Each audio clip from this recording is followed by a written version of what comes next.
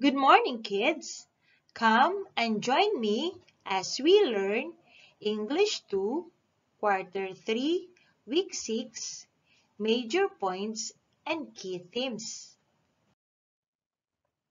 In this lesson, you are expected to identify major points and key themes. Every story has different elements. It has characters, settings, and events.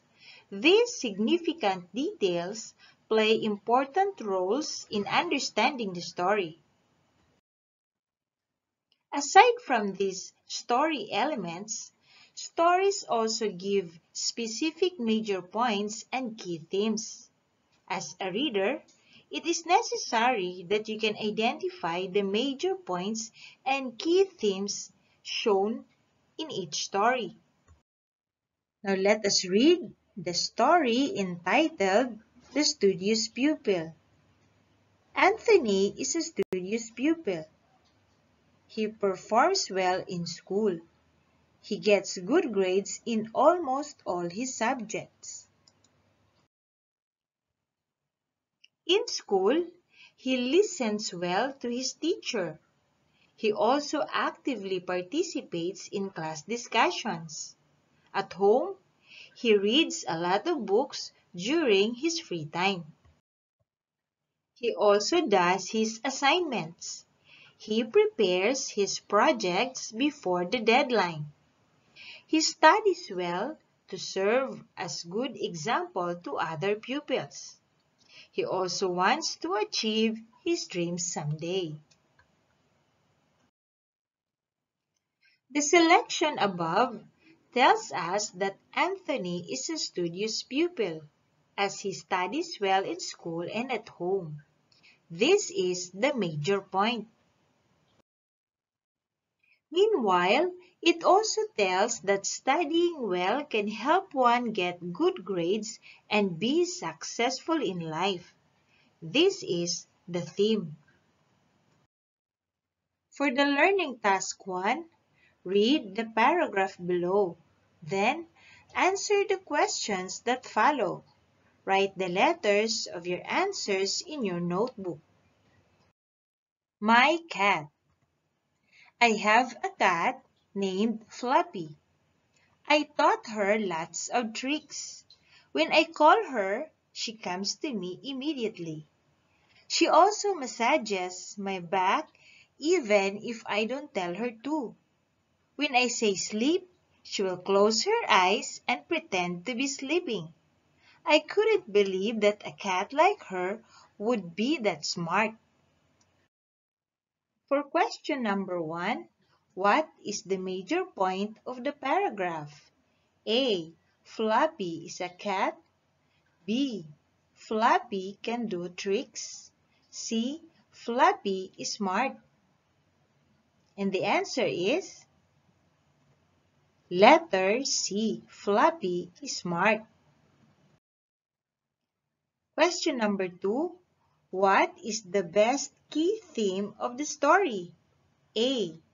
Cats are smart animals. B. Cats are tricky animals. C. Cats are sleepy animals. And the answer is letter A. Learning task number 2. Read each paragraph, then identify what each item tells. Write the letters of your answers in your notebook. Number 1. Carabaos help farmers in plowing the field.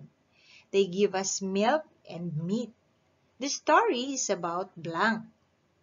A. Farmers. B. Carabaos. C. Meat. And the answer is letter B. Number 2. Emma and Roy go to school every day. After school, they help their parents in doing household chores. Emma washes the dishes while Roy sweeps the floor. The paragraph is about the blank. A. Honest children. B. Helpful children. C. Polite children. And the answer is letter B. Major points and key themes. The major point or main idea is the main point of a paragraph in a story. When summarizing a paragraph, it is most likely a one-sentence major point. Meanwhile, the key themes are facts or statements that bind the main ideas of the story. They provide the central idea of the whole story. In every story, our goal is to get or understand its major point. In coming up with a key theme, you have to take note of the major or main ideas. For the learning task 3, read the paragraphs, then identify the theme and main idea in each story. Write the letters of your answers in your notebook. The bats. Some kinds of bats eat many insects. Some bats can eat up to 1,000 small insects in 1 hour. They are helpful to the environment. They help us by eating insects. Without them, we would have many insects in the environment. Question number 1. What is the major point of the story?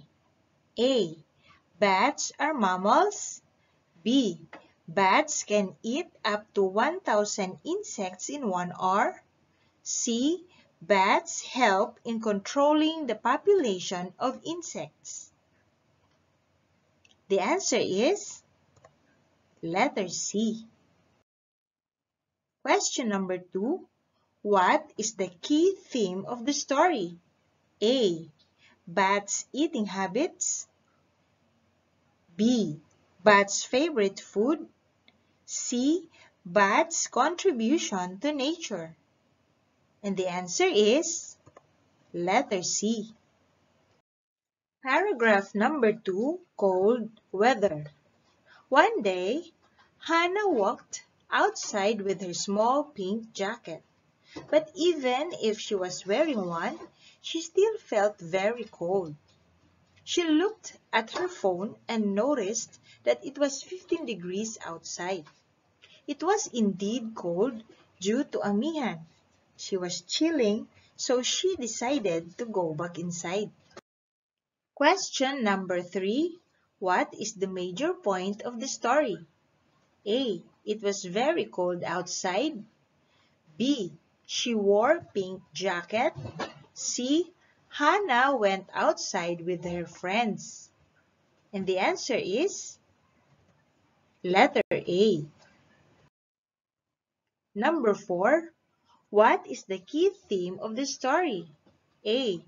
Cold weather makes us sleepy. B. Cold weather tells us to wear jacket.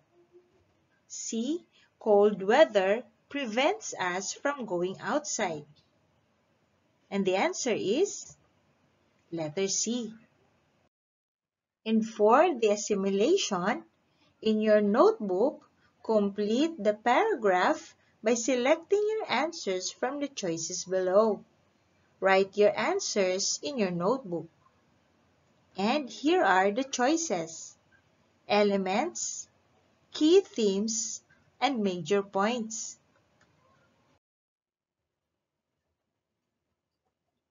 If your answer is same as this, then you got it right.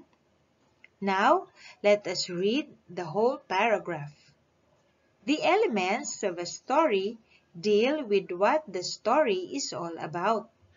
Meanwhile, the key themes explain the central idea that the story tells. These two major points are both important in understanding a story or selection.